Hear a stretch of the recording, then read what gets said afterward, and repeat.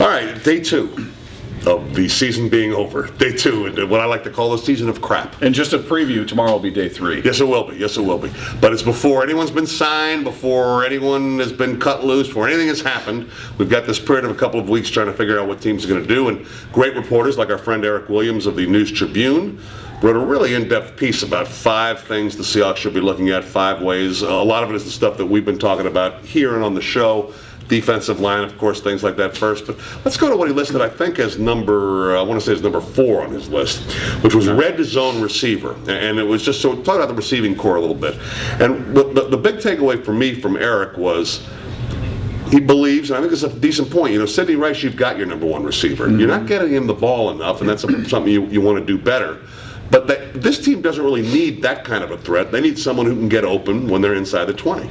Yeah, what's your take on that? I mean, right out of the chute. I think it's a fair point. This isn't a throwing team. This is not a team that throws the ball 30, 35 times a game, and it's not like Sidney Rice was targeted 90 to 100 times and he only caught 50 balls. In fact, it was polar opposite. So you do, in a sense, have your guy. He was able to stay healthy the whole year despite some big hits that he took, so I think that was a very positive sign.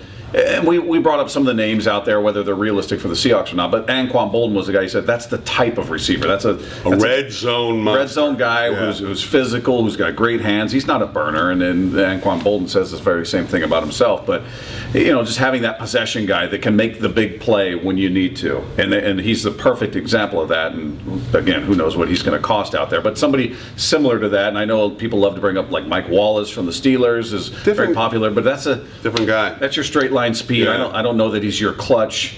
When I need a catch and we're in the red zone and I need that person to make that catch, I don't think he's that guy. I think, in fact, your guy right now for that is Golden Tate.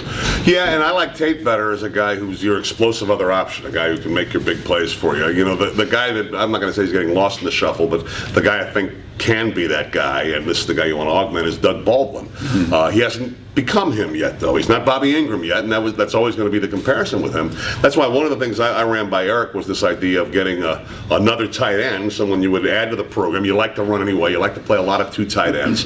You have Anthony McCoy anyway, but you can get a tight end with some. Delaney Walker's a great example of it. A guy with some speed who can run down the field a little bit can be an option like that too. And I like that kind of thinking. I mean, I do think you've got some explosive players there. I understand that people want another playmaker, and I think they're right about that. But I think this is a playmaker to get first down on 3rd and 9. Yeah. Or on 3rd and 12 or something like that. As someone who has got that uncanny knack of either getting open or being able to make a tough catch, one or the other. And again, if you're talking about a guy specifically red zone, if that's the area you're focusing on, you want size. So it could be a tight end or, again, big receiver. That's what makes Bolden so attractive. He's a big physical guy who's got great hands. So you might be looking at a tight end or somebody that's more size versus speed. That's what I think, right? Yeah, it sounds like, if you're going by what Eric was saying, and he's got as good a handle on this as anybody, that is something they didn't feel like they had that go-to guy when they got in there. They were able to make things happen, but it did spread it around a bit. But it would be nice to have that one target, that one guy. That's kind of like Bob and Groz, size